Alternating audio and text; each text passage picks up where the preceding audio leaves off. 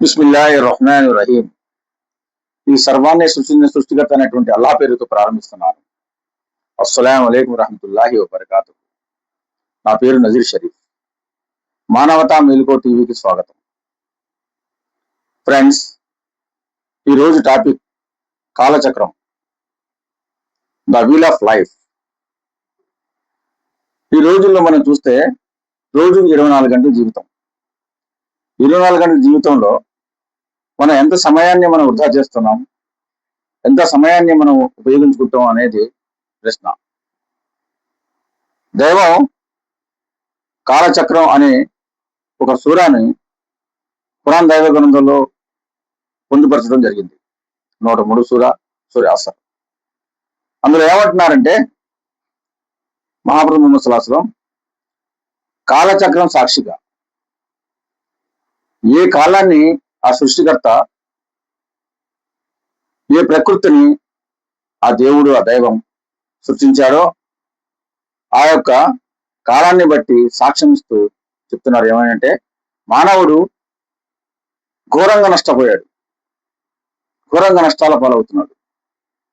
అయితే సత్యాన్ని విశ్వసిస్తూ తదనుగుణంగా సత్కార్యాలు చేస్తూ సత్యం, సహనాలను పరస్పరం ఉపదేశించుకుంటూ జీవితం గడిపే వారి మాత్రం ఏ మాత్రం నష్టపోదు. ఇది దాని అర్థం, ఆ సూరా యొక్క అర్థం. మనం ఇంకా లోతుగా వెళ్తే సమయం గురించి, రాజులు, రాజాధికారులు ఎంతో మంది ఈ భూమి మీద రావడం జరిగింది సోదరులారా. కానీ వాళ్ళు ఎక్కడున్నారు ఇప్పుడు? ఈ కాల గర్భంలో కలిసిపోయారు. ప్రతి జీవి, ప్రతి మనిషి కూడా ఈ కాలం గర్భంలో కలవాల్సింది. నేను, మీరు కూడా, మనందరం కూడా. ఎట్లాగంటే మనిషి జీవితం ఆ దైవము 3 విధాలుగా విభజించారు. ఒకటి బాల్యం, రెండోది యవ్వనం, మూడోది వృద్ధాప్యం. బాల్యం అనేది మనం చదువుకోవాలి. 18-20 సంవత్సరాల లోపు మన చదువు పూర్తయిపోవాలి. ఆ తర్వాత ఉద్యోగమా లేక వ్యాపారమా అనేది స్థిరపడాలి. అది యవ్వనం. ఆ తర్వాత పెళ్లి, భార్య, పిల్లల్ని చదివించుకోవటం, వాళ్ళ పోషణ గురించి మనం ఆలోచించటం. మెల్లమెల్లగా ఈ కాలచక్రం వ్యూహంలో పడిపోయి మనం వృద్ధాప్యంలో చేరుకుంటాం. ఆ తర్వాత మరణం. ఇది జీవితం. ఈ జీవితంలో ఈ కాలాన్ని మనం సరిగ్గా వినియోగించుకోకుండా సంపాదన రాత్రి అనక, పగలనక, ఎండనక, వాననక, చలి అనక,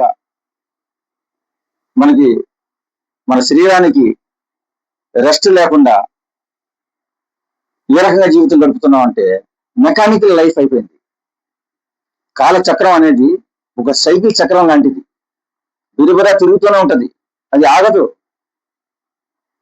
ఆ సమయాన్ని మనం గుర్తించి సమయానికి తగినట్టుగా మనం ఉపయోగించుకుంటే, వాడుకుంటే మనం ఏదైనా సాధిస్తాం. ఈ రోజున వృధా సమయం చాలా ఉంది. మనలో కానీ, మన పెద్దల్లో కానీ, మన ఆడవాళ్ళలో కానీ, మన పిల్లల్లో కానీ వృధా చేస్తున్నాం.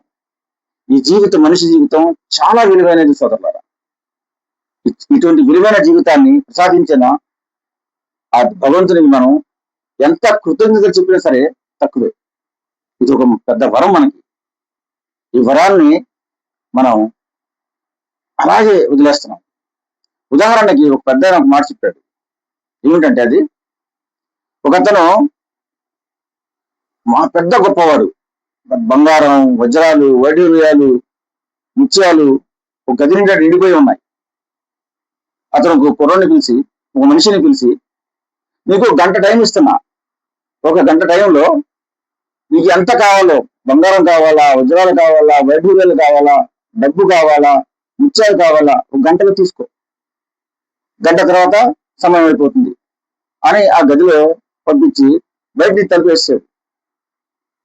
ఆ వెళ్ళినాడు ఏం చేయాలి? ఆ గంట టైంని వినియోగించుకోవాలి.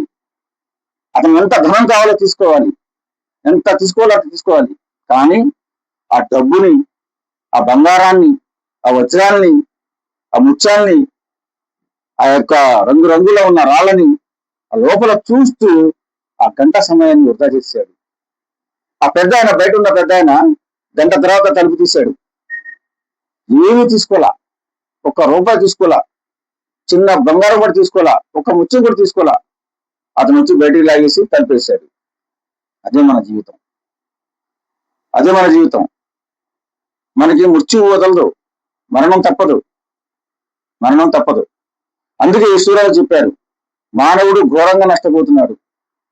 సత్యాన్ని విశ్వసించి తదనుగుణంగా సత్కార్యాలు చేస్తూ సత్యం ఆ సహనాలతో జీవితం గడిపితే అతను మాత్రం నష్టాలు పాలు కావట్లేదు అని. మనంతా నష్టమే. ఊరికి రంగురంగుల జీవితంలో, ఈ రంగుల ప్రపంచంలో పడిపోయి ఆహా ఓహో అనుకుని మనం వృధా చేసుకుంటూ జీవితం పోతున్నాం. మరణానికి ఒక వయసు లేదు, వయసు లేదు.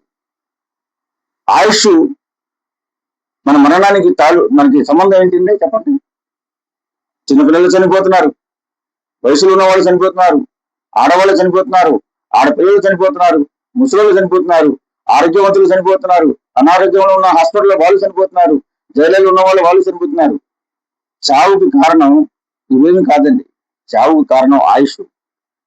ఆ భగవంతుడు ప్రసాదించిన మనకి ఈ ఆయుష్, ఈ చిన్నపాటి ఈ జీవితంలో మనం ఏం సాధించాం? మానవత్వంతో మనం జీవితం గడుపుతూ మంచి పనులు చేస్తూ, మంచి కార్యాలు చేస్తూ, ఒకరికి ఉపయోగపడుతూ, మనం కూడా ఉపయోగించుకుంటూ జీవితమే అటువంటి జీవితం. అది మనం పాటించాలి, మన పిల్లలకి నేర్చుకోవాలి. మన పిల్లల్ని కూడా బాగా నేర్పిస్తూ ఈ సమాజాన్ని కూడా మనం ఈ గుణపాఠం చెప్తుంటూ మెసేజ్ ఇస్తుంటే మనల్ని కూడా ఈ సమాజం బాగుపడుతుంది, మనం కూడా మారుతాం. కాబట్టి ఈ మానవతా మేలుకో అనేది దీనికి సంబంధించింది. కాబట్టి ఈ యొక్క మానవతా మేలుకో అనే మన ఛానల్, మనం చెప్పే టాపిక్స్ గురించి మనంతా సమాజానికి ఉపయోగపడుతుంది సోదరులారా. అందుకే ఈ యొక్క మానవతా మేలుకో టీవీని, ఎంఎం టీవీని సబ్స్క్రైబ్ చేస్తారని, లైక్ చేస్తూ షేర్ చేస్తారని కోరుతూ, మళ్ళీ ముందు వీడియోలో కలుసుకుందాం. అప్పటి వరకు జై హింద్.